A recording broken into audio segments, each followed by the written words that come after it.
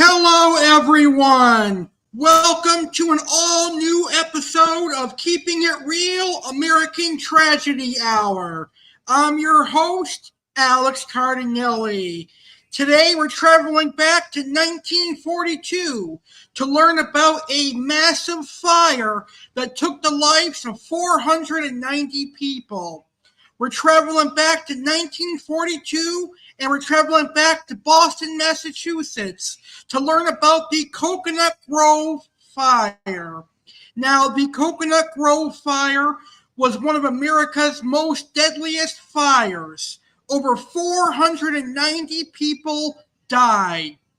It is one of the top 3 worst fires in the United States of America's history. So that's how tragic this fire was in 1942. Now, I was born in 1993, and I lived in Massachusetts, and even I learned about the Cocoanut Grove fire.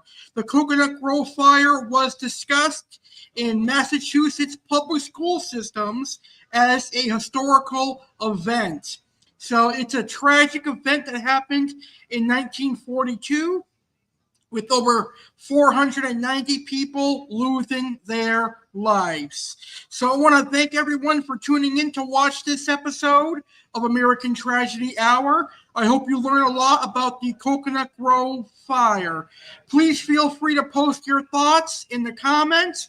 And if you have any questions about this tragedy, let me know in the comments as well.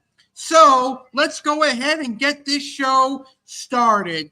I'm going to give you some information about the venue, which was Cocoanut Grove.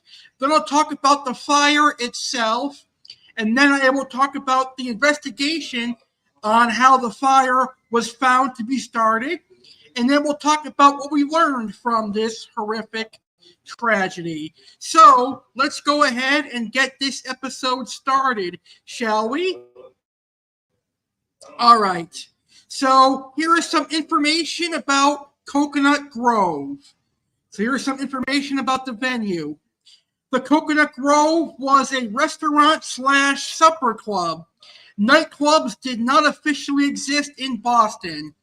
It was built in 1927 and located at 17 Piedmont Street near Park Square in downtown Boston, Massachusetts.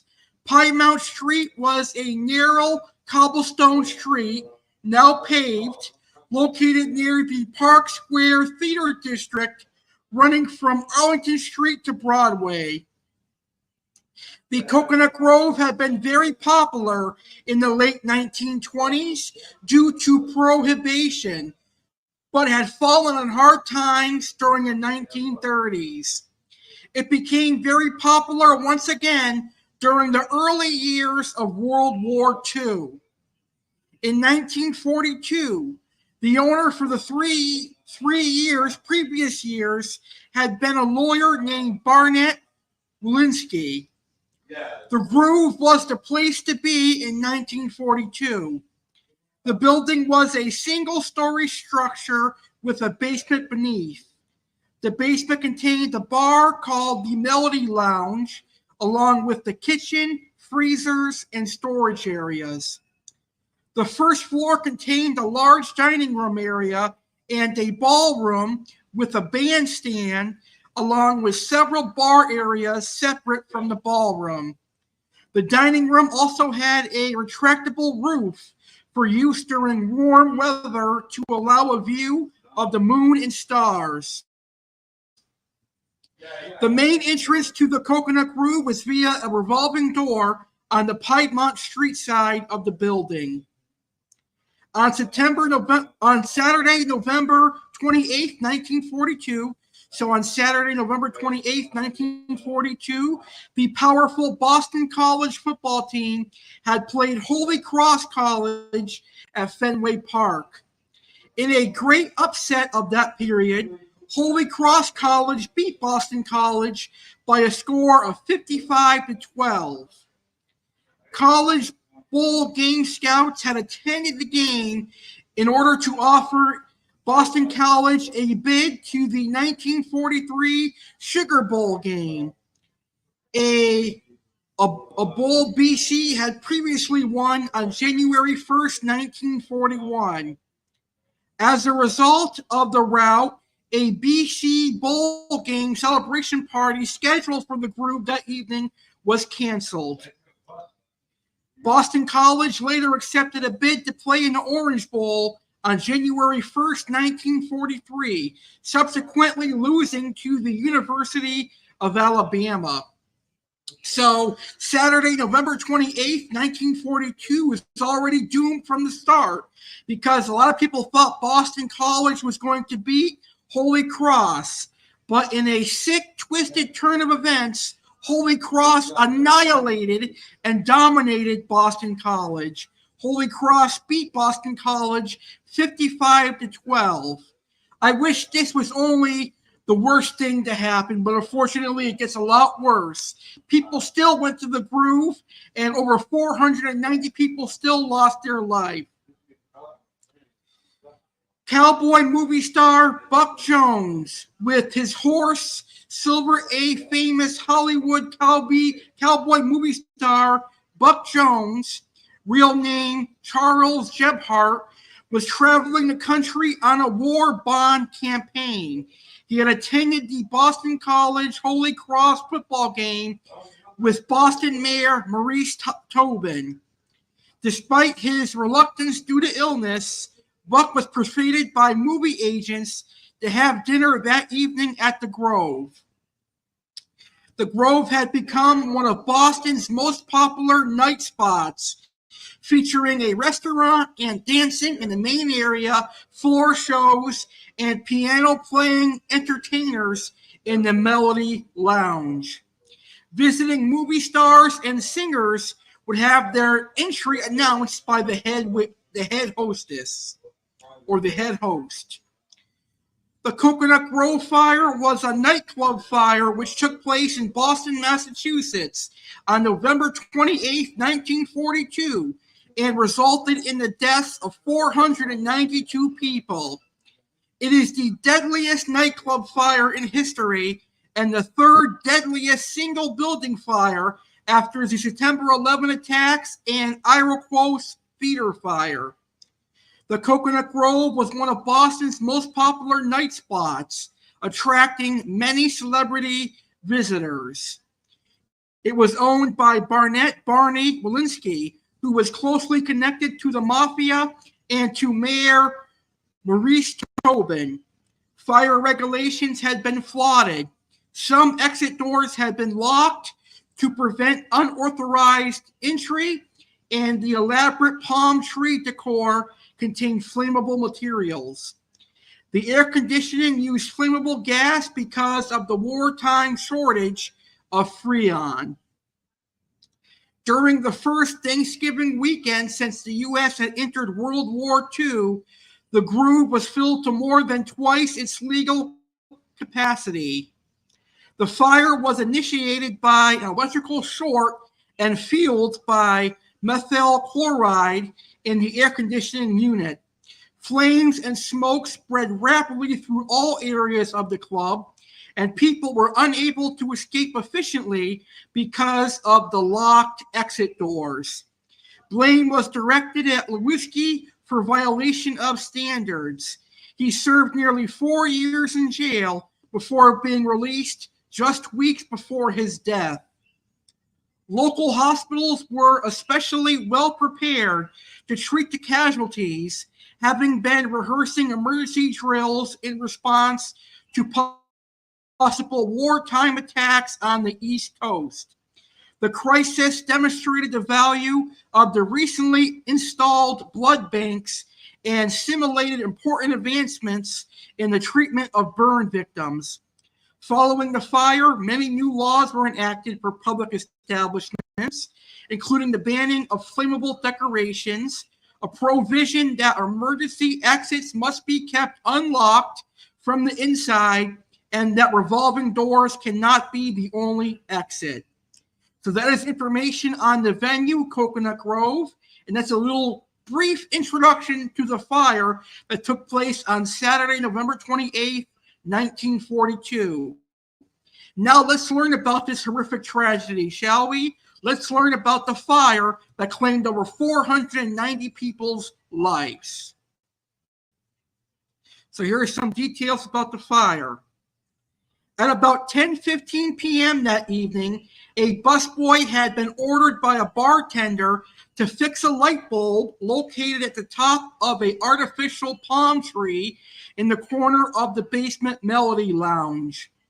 It is believed that the bulb had been unscrewed by a Patreon desiring more intimacy with his date. Due to the lack of light in the area of the palm tree, the busboy lit a match in order to locate the socket for the light bulb. So it is believed that a male customer unscrewed the light to have intimacy with his girlfriend. That could be what caused the fire. Stanley Tomaszewski, a 16-year-old busboy, was instructed to put the light back on by tightening the bulb. He stepped up onto a chair to reach the light in the darkened corner. Unable to see the bulb, he lit a match to illuminate the area. He tightened the bulb and extinguished the match. Witnesses first saw flames in the fronds, which were just below the ceiling immediately afterward. Though the lit match had been close to the same frauds where the fire was seen to have begun, the official report determined that Stanley's actions could not be found to be the source of the fire, which will be entered into the records of this department as being of unknown origin. A moment later, several customers thought they saw a flicker of a flame in the palm tree of the ceiling decorations.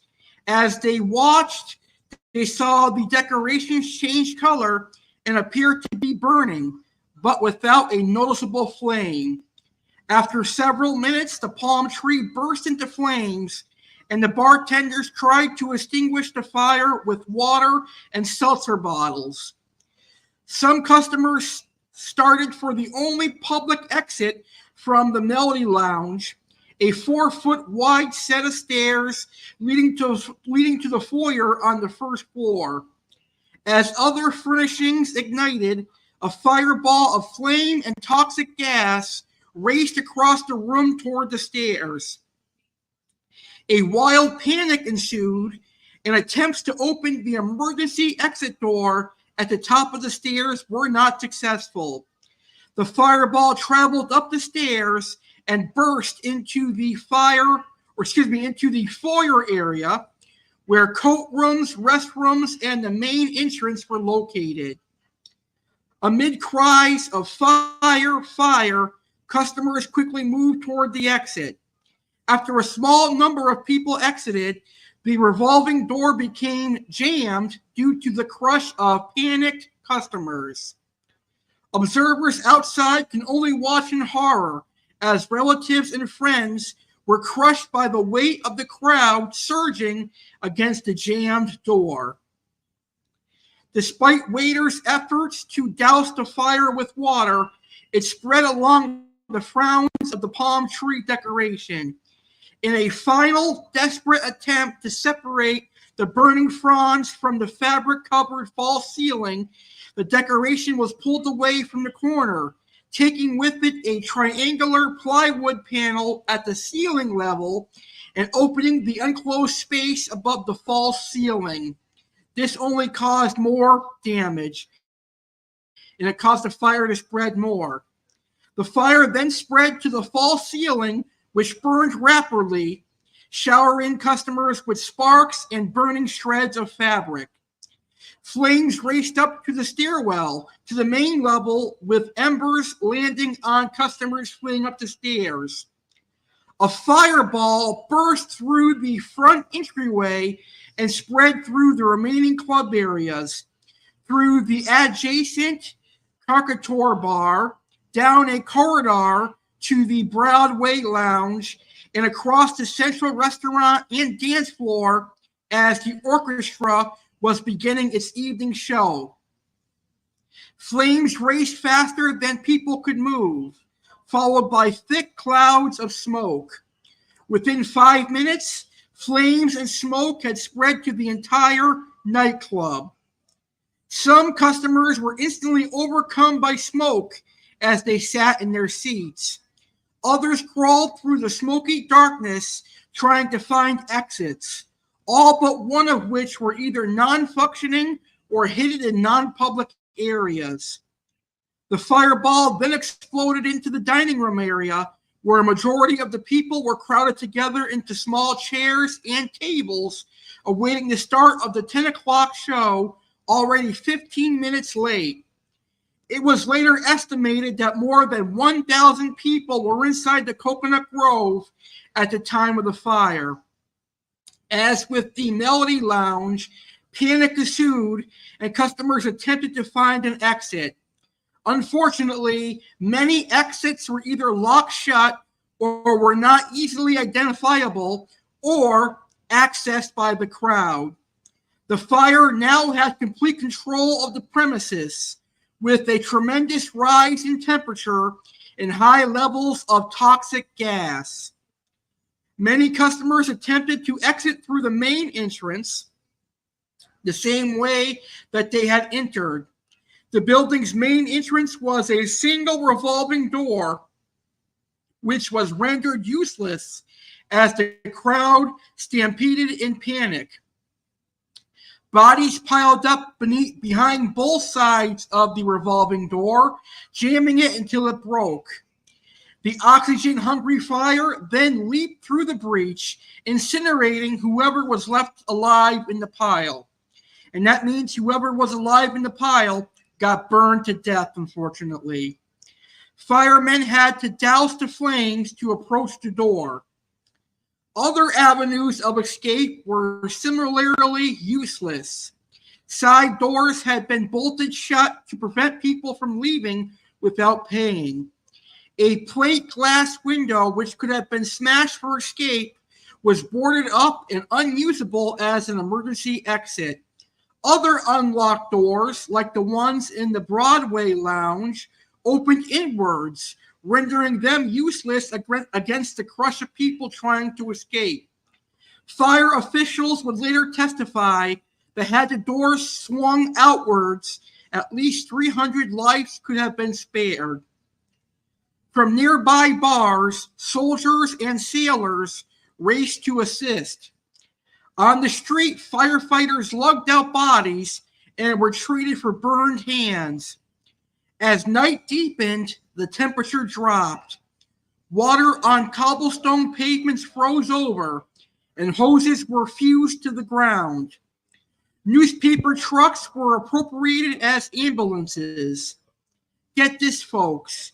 Smoldering bodies, living and dead, were housed or hosed in iced water.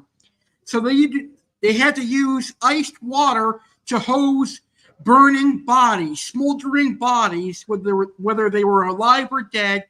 They had to be hosed in iced water. That is crazy, folks. That is a sign of how bad this fire was in 1942. Some victims had breathed fumes so hot that when they inhaled cold air, as one firefighter put it, they dropped like stones. So they had breathed fumes so hot that when they took a fresh air of cold air, they dropped, because the temperature of the cold air was a lot different than the temperature of the hot air that they took in. Later, during the cleanup of the building, firefighters found several dead guests sitting in their seats with drinks in their hands. They had been overcome so quickly by fire and toxic smoke that they had not had time to move. Many customers were aided in escaping by following employees through the dark back corridors. The lights had gone out shortly after the fire started, while others hid in the giant refrigerators and meat lockers. Others were able to open several concealed exit doors from the dining room. However, due to the rapid spread of the fire, the intense heat and toxic smoke, many customers inside the Grove never had a chance, and thus, sadly, they lost their life.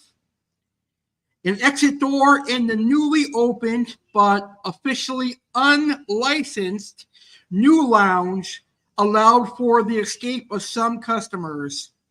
However, because the door was installed as an inward opening door, the rush and weight of those fleeing the fire caused the door to shut, cutting off another important escape route. Other employees escaped through windows in various parts of the Grove, principally because they knew their way around in the back areas. When the magnitude of the disaster was realized, an urgent call for help was issued. Navy, Army, Coast Guard, and National Guard personnel were called in to assist in the evacuation and removal of the injured.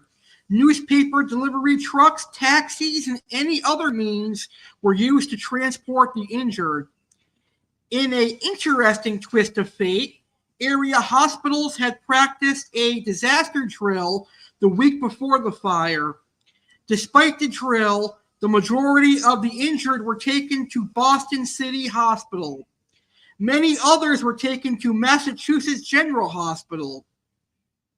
Other area hospitals received some victims and could have taken more under a more coordinated victim evacuation plan. Boston Care Hospital received 300 victims in 1 hour, averaging one victim every 11 seconds. This volume exceeds the treatment rate encountered in London during the Blitz. Massachusetts General Hospital received 114 victims in 2 hours. Off-duty staffs were called in at both hospitals, while volunteers provided additional assistance. A temporary morgue was established in Film Distribution Garage nearby the Grove. A number of presumed dead victims were sent directly to either the Northern Mortuary or Southern Mortuary. Several presumed dead victims dropped off at the morgue were actually alive. They were moved to the hospital and survived. At the morgue, staff and volunteers worked to identify the deceased. Identifying female victims was difficult because personal identification was usually kept in purses or handbags, which became separated from the owners in the panic and confusion of the fire. Coconut Grove owner Barney Walensky had suffered a heart attack 12 days prior to the fire. While injured patrons of his establishment were being treated in the lobby of Massachusetts General Hospital, Walensky was upstairs resting in a bed. Buck Jones, who did not survive the fire after lingering for 2 days, was among the victims sent to Massachusetts General Hospital.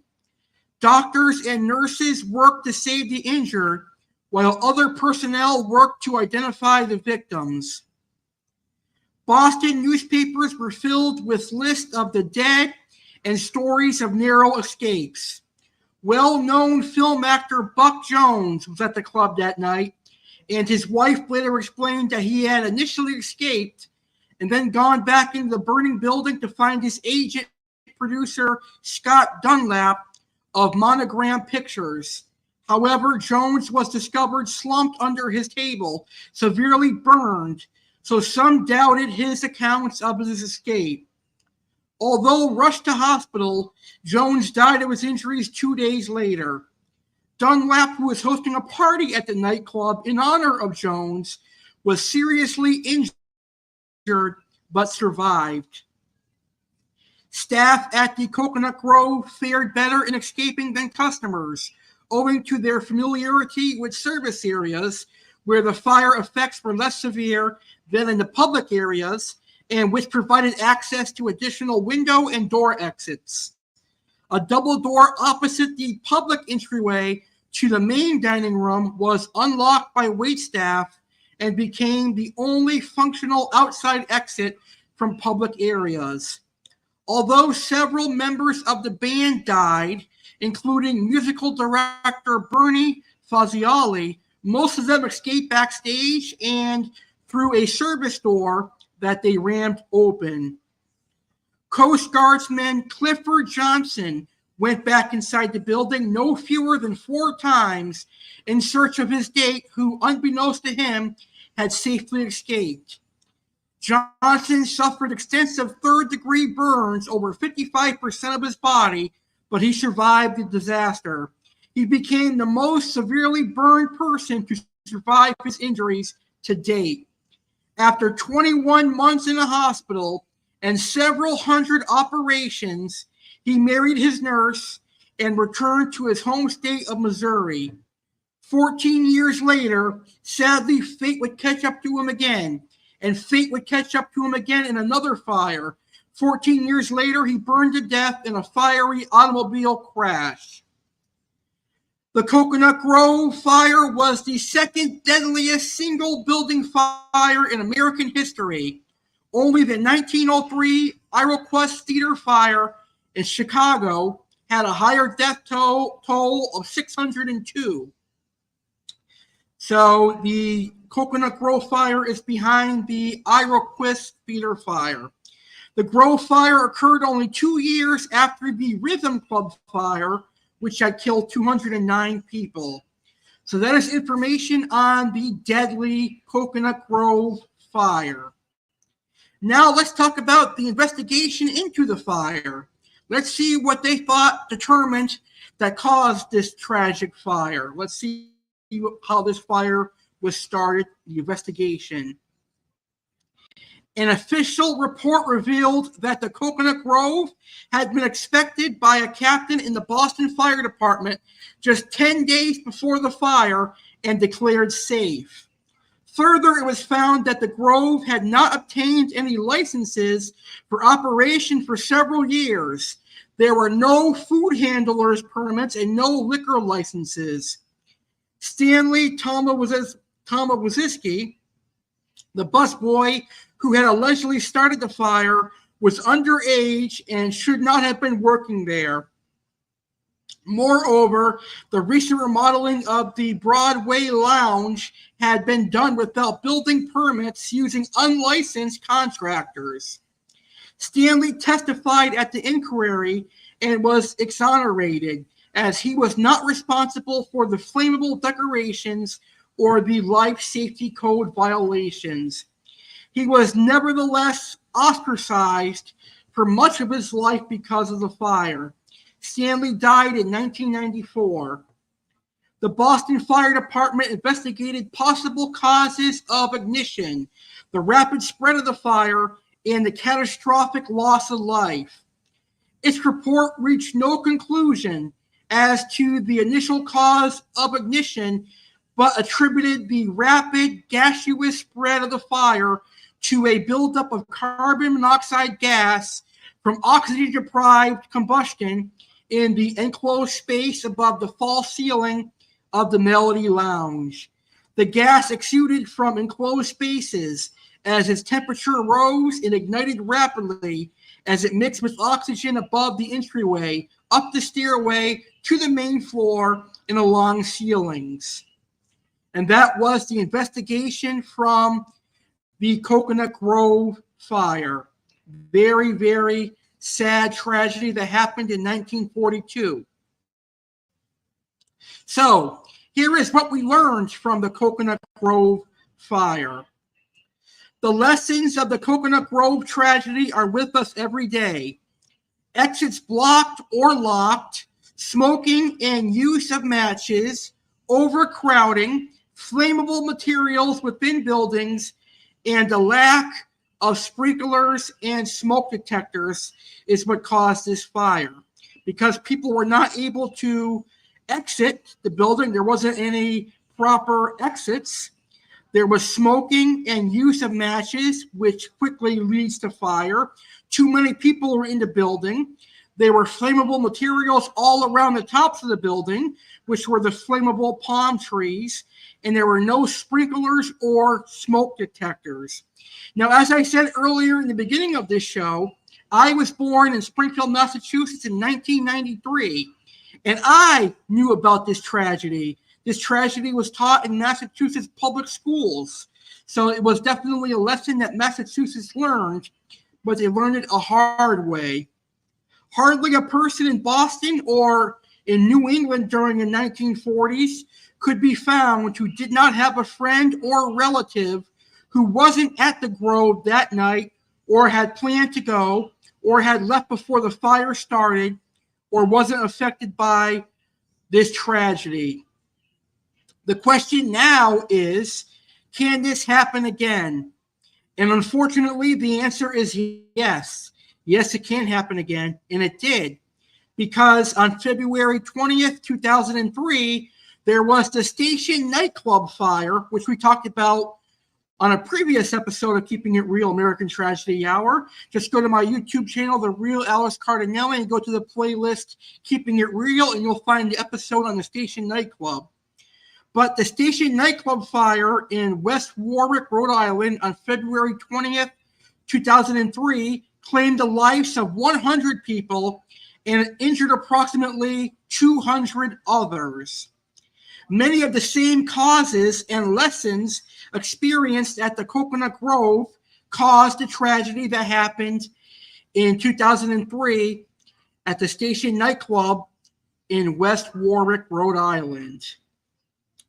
So such a very sad tragedy that happened in 1942.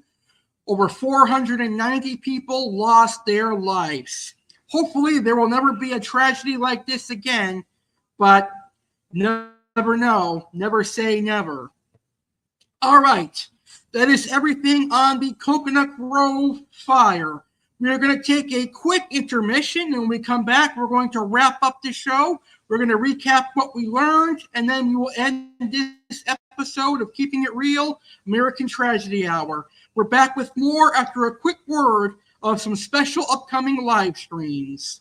Alex Cardinale invites you to the 100th episode of Saturday Live with Alex Cardinale. The 100th Saturday Live with Alex Cardinale airs Saturday, June 29, 2024 at a special start time of 8 p.m. Eastern, 5 p.m. Pacific. It's going to be a party and lots of fun to celebrate 100 episodes of Saturday Live. 100th Saturday Live is being sponsored by Oasis Aquatics, and there will be an Oasis Aquatics giveaway. One fish keeper will walk away with a special prize. There will also be an Oasis Aquatics store tour. Aqua Alex welcomes 2 fish keepers to the party as special guests. Jeremy Lady and Brandon King will chat fish keeping with Aqua Alex on 100th Saturday Live. Plus, special cameo appearances.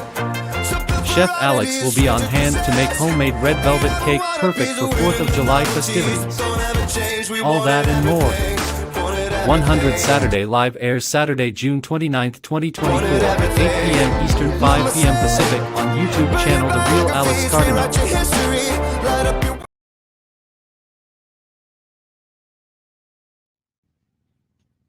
Are you ready? Are you ready to party? Are you ready for Saturday Live to celebrate 100 episodes? This Saturday, live at 8 p.m. Eastern, 5 p.m. Pacific, it's the 100th episode of Saturday Live, and you're invited to join the party. Special guest fish keepers Brandon King and Jeremy Leahy will be part of the show as they discuss their love of the tropical fish hobby.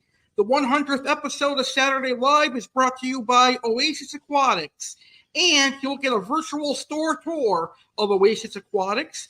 There will be an Oasis Aquatics unboxing from Aqua Alex and an Oasis Aquatics giveaway where the winner will walk away with $50 store credit.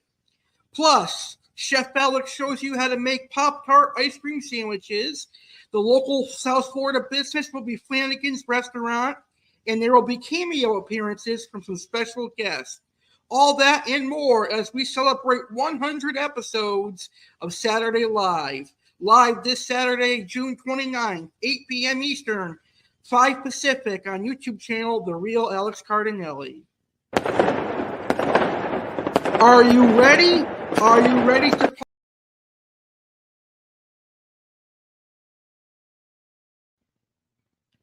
Howdy, y'all. American Alex Cardinale here. It's my favorite time of year, Independence Day and 4th of July. I am hereby inviting you to check out American Sunday Live. American Sunday Live with Alex Cardinale airs Sunday, July 6th at 9 p.m. Eastern, 6 p.m. Pacific. On American Sunday Live with Alex Cardinale on 4th of July weekend, Chef Alex is back, and Chef Alex will show you how to make red velvet cupcakes. WWE fan Alex Cardinale will be on the show, and WWE fan Alex Cardinale will recap that weekend's Money in the Bank event. Plus, Alex will have American topics, including American-made products and how America has evolved. The animal of the world will be the bald eagle. Aqua Alex will discuss fish that are native to the United States of America and more. It's the 4th of July American Saturday Live, except this year it's taking place on a Sunday. American Sunday Live with Alex Cardinale, July 6, 9 p.m. Eastern, 6 p.m. Pacific. We'll see you as we celebrate 4th of July weekend. Yeehaw!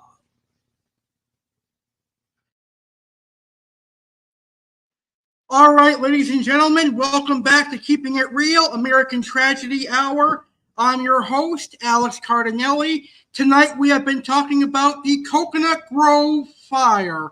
The Cocoanut Grove fire was a fire that took place on Saturday, November 28th, 1942. The fire claimed the lives of 492 people. 492 people were killed in the Cocoanut Grove fire. The Cocoanut Grove was a restaurant/dinner club that had a lot of celebrities attend it, including a Hollywood cowboy movie actor who sadly perished in the fire. Well, I hope you enjoyed this episode of Keeping It Real, American Tragedy Hour. I hope you learned a lot about the Cocoanut Grove fire. On the next episode of Keeping It Real, American Tragedy Hour, we're going to talk about another tragic fire. We're going to talk about the glass tower disaster that happened in San Francisco. So get ready to learn about the glass tower disaster in San Francisco on the next episode of Keeping It Real, American Tragedy Hour. With that being said, have a great rest of your week, and thank you for watching Keeping It Real with Alex Cardinale. Stay safe, everyone, and if you see any fires, be sure to call 911. I will see you next time. Good night, everybody.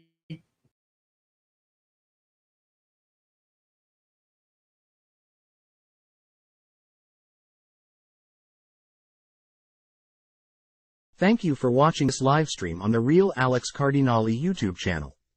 We hope you enjoyed today's live stream. Whether you learned about tropical fish, a crime, an American tragedy, or had fun on Saturday Live, your view is what keeps the great content coming. Thank you for supporting Alex Cardinale and watching this live. It's hard to believe we are quickly approaching 11 years together. Get ready for a big 11-year celebration taking place in New Jersey. Special thanks to our sponsor Oasis Aquatics for helping our channel grow. Looking for quality tropical fish? Check out oasisaquaticsnj.com. Like this video if you enjoyed it. Share this video on social media and let your friends view too. Remember, sharing is caring. Subscribe for more awesome videos. Thanks for watching and stay legendary. Goodbye for now. We will see you on the next live.